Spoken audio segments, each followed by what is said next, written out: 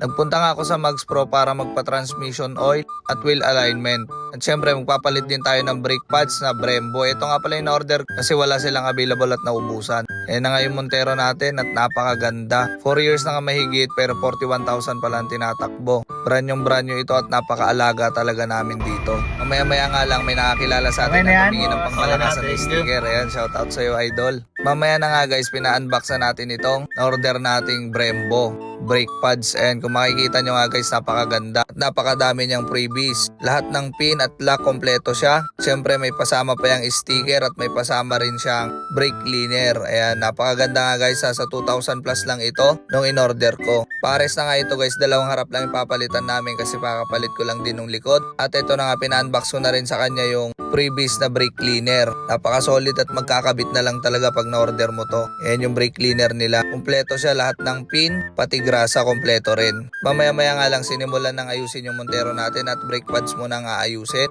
Ayan, napakaganda nga dito sa Mags Pro magpagawa dahil lahat din ng mga kasama ni Boss Ed ay napakababait at talagang masiselan din. Ayan, at ipapalit na natin yung brake pads. Ito nga pala yung luma at yung bago. Stock pa yan, original pa yan galing kasa. At ito yung pinalit natin na Brembo brake pads.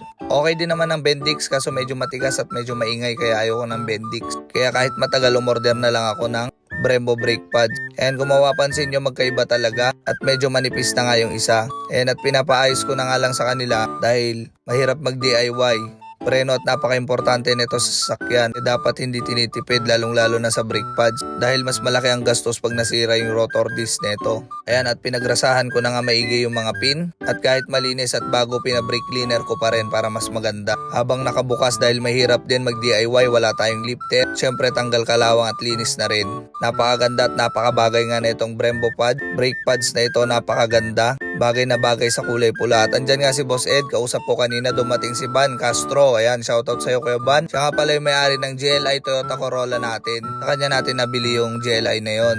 Ayan, napakalinis naman ng ilalim nito at bihirang lumabas. Napakaraming gawa nila Boss Ed, pero kahit daming gawa, ay siningit pa rin nila ako. Siyempre, dito naman na tayo sa transmission oil kasi 41,000 na. Kaya naman ng 60,000 ito pero inagahan na namin ipa transmission oil kasi kung tutusin guys, talagang dapat napaka-importante niyan kasi mas mahirap pag nasirang transmission. Automatic transmission ito kaya dapat alagaan siya ng transmission oil kasi dyan nagsisimula yung pagdidelay ng shifting. Ayan, kung mapapansin nyo, kulay pula dapat yan pero napakaitim. Napapakita ko sa inyo yung original na kulay ng ATF niyan pagbago. Ayan na guys, at tinanggal na yung oil fan pati filter.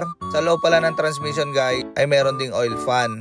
Kaya dapat magpalit din. Meron din siyang filter dyan. Ayan, kung mapapansin nyo, binabaklas pa lang.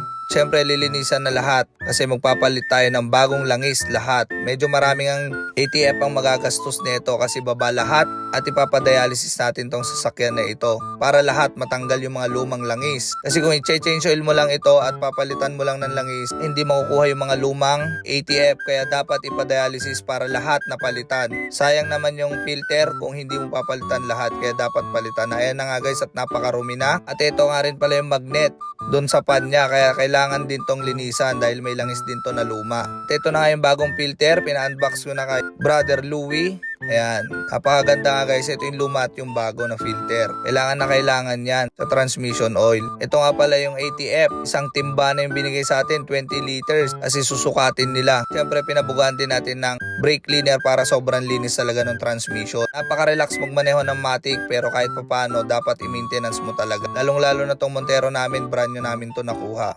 Siyempre ibabalik na yung mga magnet na yan. Yan ang mga nagmamagnet pag may nababaklas at nasisira sa transmission. Doon didikit ang mga bakal-bakal na sumasabit. Kaya napaka-importante rin ng magnet na yon, transmission. Yan na nga at binabalik na nila. Mamaya-maya nga lang guys at kumuha na rin sila ng ATF pang Mitsubishi syempre. Kakaiba yan. Kaya dapat kung anong brand ng sasakyan mo, yun din ang gamitin mo. Ayan na nga guys, sobrang pula. Yan ang original na ATF. Ganyan ang kulay ng ATF pag bagong-bago. Kaya dapat talaga nagpapalit tayo at nagche-change oil at nagpapadrain din ng transmission oil. Napakabigat din yan pag nasira kaya dapat alagaan. Nakita nyo naman yung kulay itim na yan na nabaklas at dapat itong kulay na ito ang kulay niyan pero sobrang itim na. Ito nga pala nila ilalagay yung mga langis para mapalitan at may drain, may dialysis na yung transmission oil. At mamaya-maya na nga guys, ipapa-wheel balance na natin to. Papa-camber align din natin kasi banking din yung manubela. Bihira na nga lumabas, banking pa yung manubela pag nakadiretso siya. Kaya papa-wheel balancing natin at alignment. Ayan na nga guys at naayos na.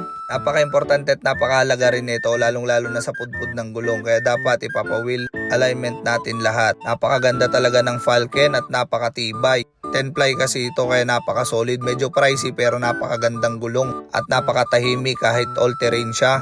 At ito na nga yung machine na ginamit sa pag-a-align nila Boss Ed. Ayan, kung makikita nyo napaka-balance sa balance niya. At sure ako, dediretso yung manubela at napakaganda talagang handling na naman neto. Nakakairita kaya guys na gumamit ng sasakyan na diretso yung takbo banking yung manubela. Kaya napaka-importante rin magpa-wheel balancing. At okay na nga, mamaya-maya, bayaran na. Dito na yung pinakamasakit. Ayan, 21,130 ang bill natin. At mamaya-maya nga lang nakauwi na tayo dito sa bahay. Ayan na nga guys. At napakaganda ng kinalabasan at napaka-kondisyon na naman ng mga sasakyan natin. Hindi kami nagtitipid na maintenance sa mga sasakyan dahil ito ay talagang pang long distance, pang daily use at kahit anong modelo ng sasakyan mo kung hindi ka marunong mag-maintenance ng sasakyan ay wala rin.